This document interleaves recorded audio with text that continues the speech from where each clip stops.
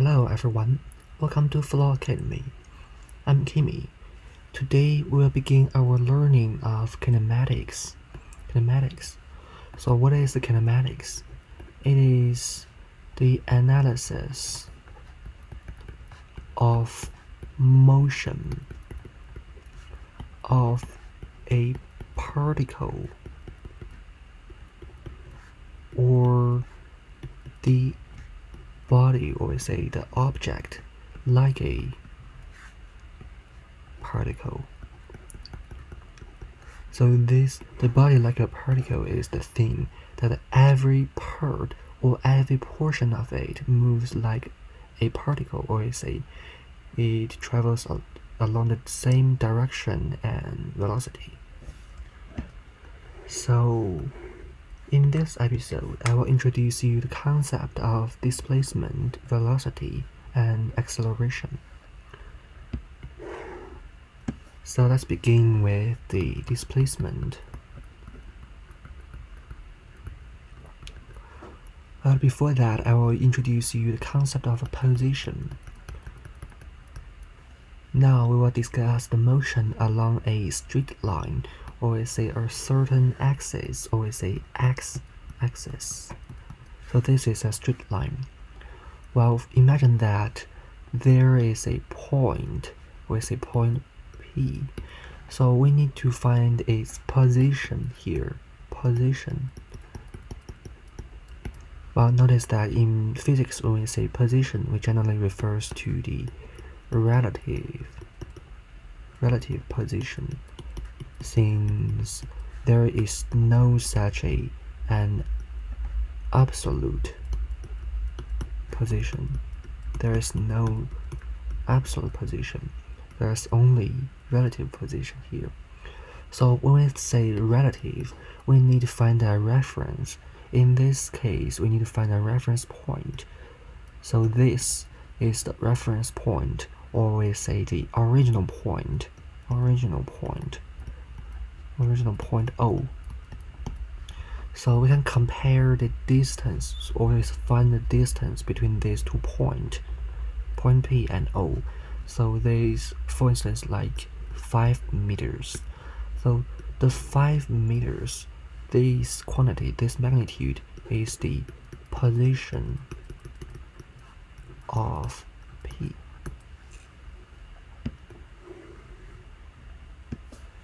So let me draw a x-axis again.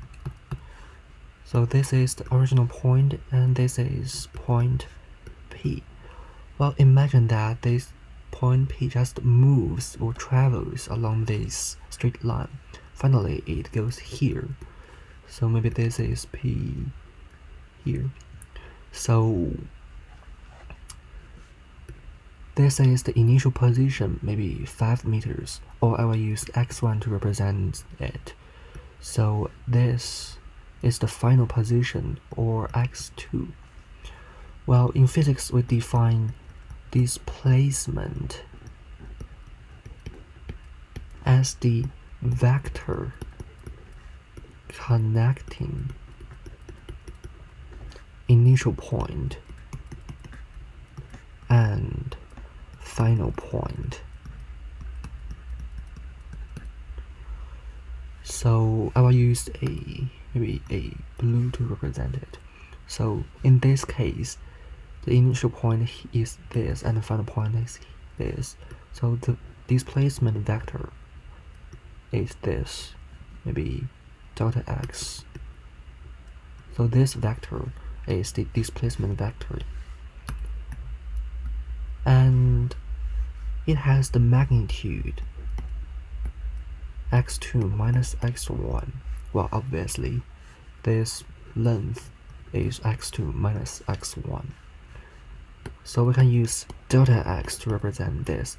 Delta means change, or we say the final value minus initial value.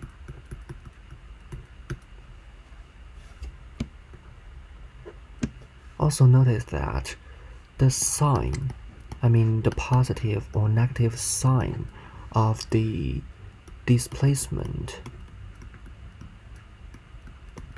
in one dimension, or we say x-axis, represents the direction of displacement. So for example, we have a x-axis, and this is the initial point, and this is the final point. So we say delta x, or the displacement, equals to -5 meters. 5 meters. So this distance is 5 meters. This negative sign represents the direction is along the negative x-axis, toward the left, and the direction of x-axis is defined by me, or say by yourself. And if we remove this negative sign, this 5 meters is the magnitude of displacement. So here we come to the concept of velocity. Velocity is the thing that describes how fast is a motion. Like, for instance, you travels from this initial point to the final point. So this is the displacement. But it is obviously different if you take this motion in 5 seconds or 50 seconds. And the velocity is exactly the thing that describes this relationship. So I will draw a xt graph. X is the position, and t is the time. So in this graph, you can represent the change in position over the time. So maybe the initial point is here, and it travels along the way, and finally we get to here. So this is t1, this is 0, and maybe here is x1. So now I will introduce you the average velocity. Well, I may use another color, maybe green is okay. Yes. The average velocity, I will write down as VAVG, and it equals to delta x over delta t, as we say above. It measures how fast it's motion. So the velocity is the displacement over a unit time. So delta x is the displacement. This is time, or time interval. Notice that displacement is a vector. As a result, the velocity is also a vector. So delta t in this case is this time interval. So this is delta t, also equals to t1 minus 0. And what is delta x? The displacement here. The displacement here is from 0 position to x1 position. So this is delta x, or equals to x1. Well, also notice that, what is delta x over delta t? Well, if we connect the initial point to the final point, we'll find that this is actually the slope of this line. Actually, it's also the average velocity here.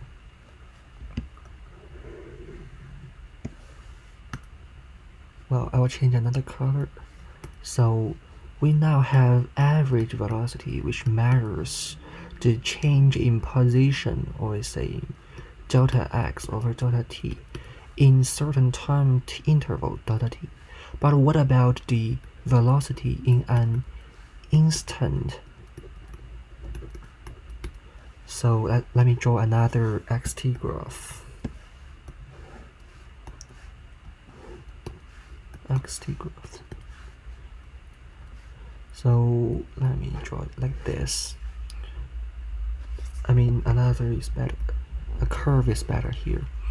So what is the velocity in maybe time t1? What is the velocity at time equals to t1 at this instant? So here it comes to the concept of instantaneous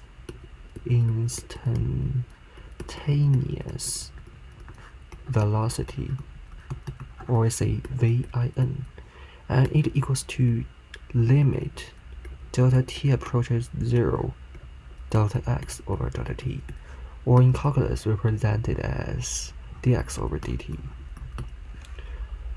So here you can use, maybe if you know calculus, you will find that the slope of this tangent line in this point is actually equals to the instantaneous velocity.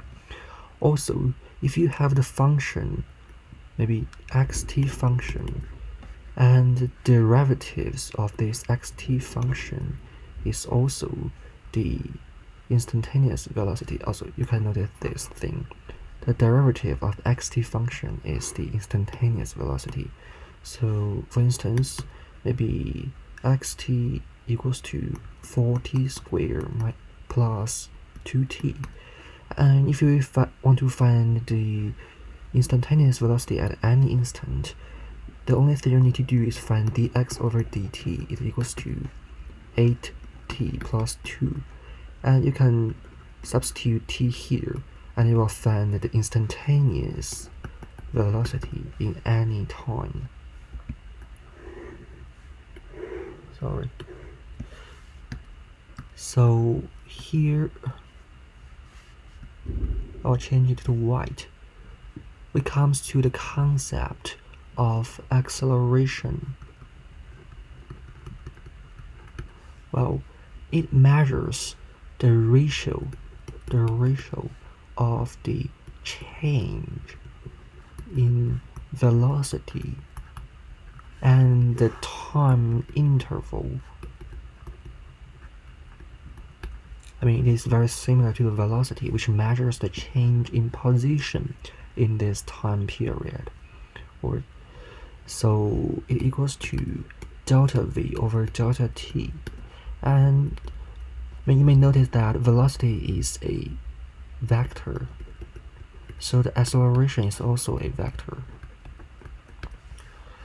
There are also average acceleration and instantaneous acceleration, and their definition is very similar to the velocity, the instantaneous velocity and the average velocity. So I will not study them in a VT graph, but you can just see our discussion of the xt graph and the velocity. I think you will understand the concept of them. So now I will draw a VT graph.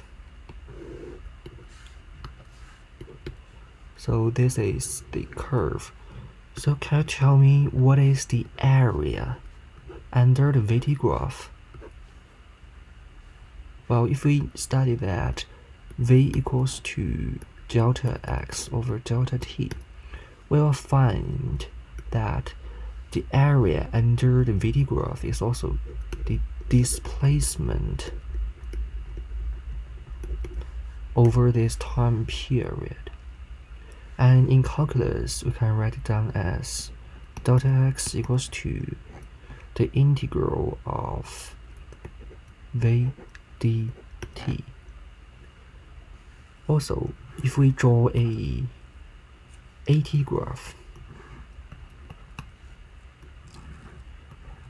the area under the AT graph is the change in velocity. This is the delta v, since a equals to delta v over delta t.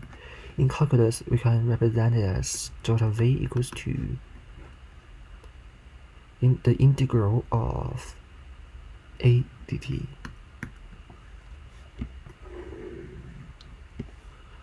So this is probably the end of this video. I hope you master the concept of displacement, velocity, and acceleration. Notice they're both average velocity and instantaneous velocity and acceleration. Well, in the next video, in episode 2, you will learn more of a special case of straight line motion. It is the constant acceleration. We'll find some formula to represent this motion, and we'll study special case of it, and probably we will include free falling here. And in the third episode, you will learn the 2-dimension and 3-dimension motion, and probably the projectile motion. Finally, in the fourth episode, also the last episode of Kinematics, you will learn the uniform circular motion.